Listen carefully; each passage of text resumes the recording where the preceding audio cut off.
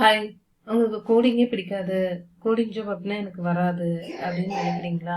அப்படின்னா உங்களுக்கு வேர்ட்பிரஸ் அப்படிங்கிற ஒரு டெக்ஸ்ட் ஸ்கில்லை பற்றி தான் இன்னைக்கு பார்க்க போகிறோம். கரியர் பிளேஸ்மெண்ட்டுக்காக இன்னைக்கு நான் உங்களுக்கு வேர்ட்பிரஸ் எப்படி பெய்ட் ரூல்ஸாக நம்ம மாற்றுறது, வேர்ட்பிரஸ் ஸ்கில்லை எப்படி நம்ம பெய்ட் ரூல்ஸாக மாற்றுறது அப்படிங்கிறத நம்ம இந்த வீடியோவில் பார்க்க போகிறோம்.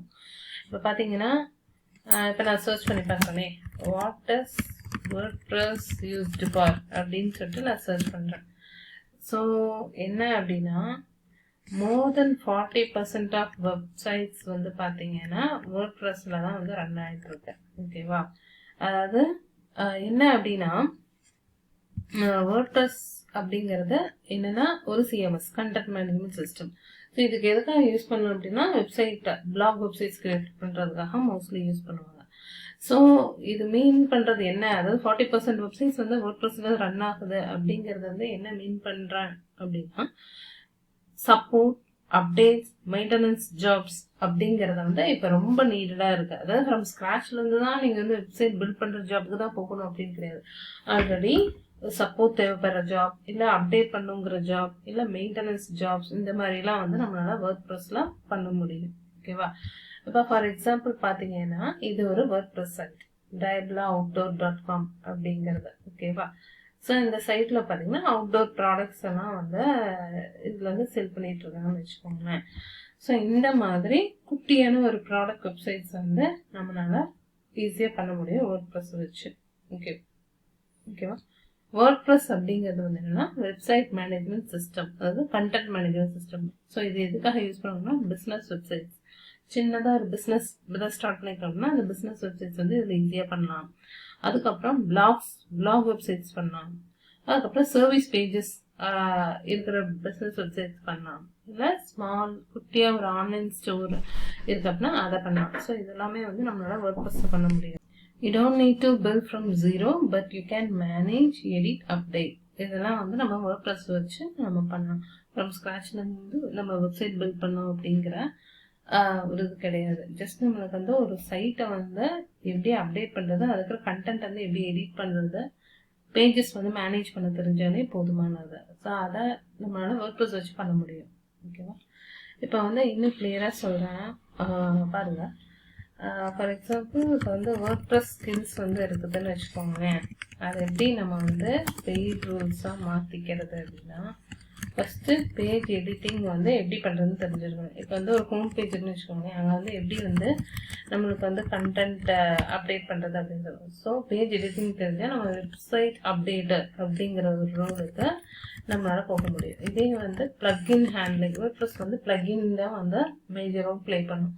அதாவது பிளக்இன் எப்படின்னா சின்ன சின்ன ஃபங்க்ஷனாலிட்டி வேணும்னா அந்த ஃபங்க்ஷனை மேப் பண்ணிக்கலாம், வேண்டாம்னா அந்த ஃபங்க்ஷன் நம்ம என்ன பண்ணிக்கலாம், டீஆக்டிவேட் பண்ணிடலாம்.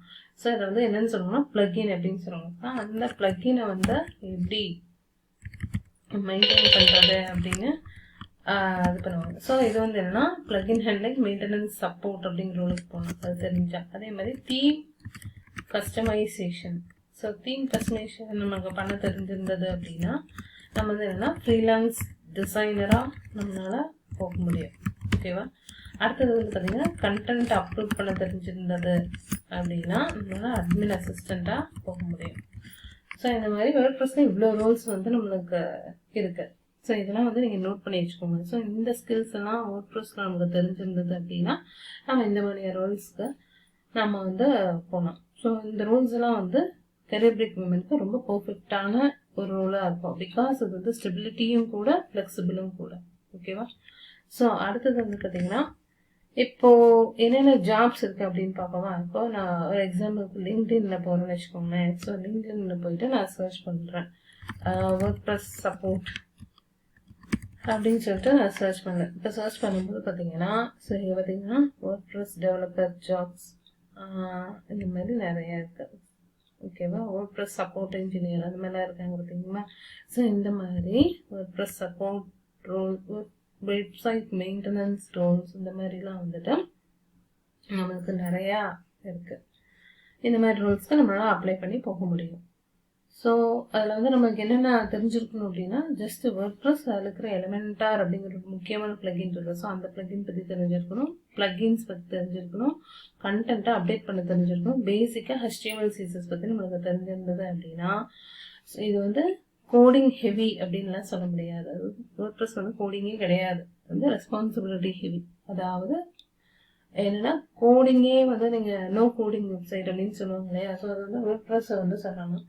ஸோ நம்மளுக்கு என்னென்ன அதில் பண்ணணும் அப்படின்னு தெரிஞ்சிருந்தா போதும், ஜஸ்ட் நம்ம அதை பண்ணலாம். அதுக்கு கோடிங் தெரிஞ்சிருக்கணும் அப்படிங்கிற அவசியம் கிடையாது.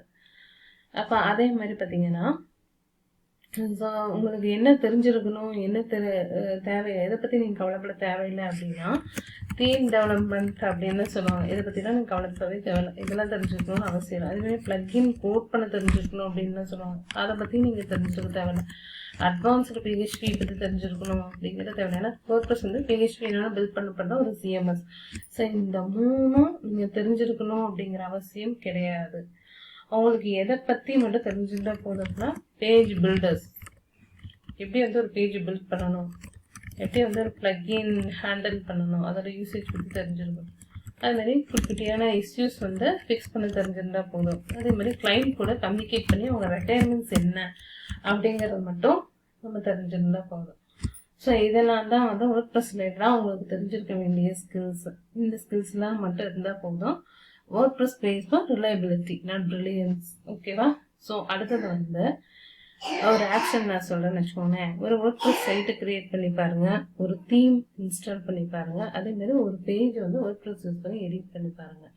ஸோ இதெல்லாம் நம்ம பண்ணோம் அப்படின்னா அவங்களுக்கு நிறைய எக்ஸ்பீரியன்ஸ் கிடைக்கும். ஒரு பேஜை எடிட் பண்ண தெரிஞ்சிச்சு அப்படின்னா அதை வந்து 10 டியூட்டோரியல் படிக்கிறதுக்கான கான்ஃபிடென்ஸாக உங்களுக்கு கொடுக்கும். ஓகேவா? ஸோ அடுத்த வீடியோவில் நான் வந்து உங்களுக்கு கேன்வாஸ் ஸ்கில்ஸ் வந்து எப்படி வந்து ஒரு ஃப்ரீலான்ஸ் இன்கம் தர வைக்கும் அப்படிங்கிறது வந்து நான் நெக்ஸ்ட் வீடியோவில் சொல்கிறேன். இந்த வீடியோவில் நான் சொன்ன எல்லா பாயிண்ட்ஸும் உங்களுக்கு புரிஞ்சிருக்கும்னு நினைக்கிறேன், WordPress பற்றி சொன்னது. ஸோ நெக்ஸ்ட் வீடியோவில் கேன்வாஸ் ஸ்கில்ஸ் அதை எப்படி பேஜ்ஸை மாற்றுறது அப்படிங்கிறத பார்ப்போம். தேங்க்யூ.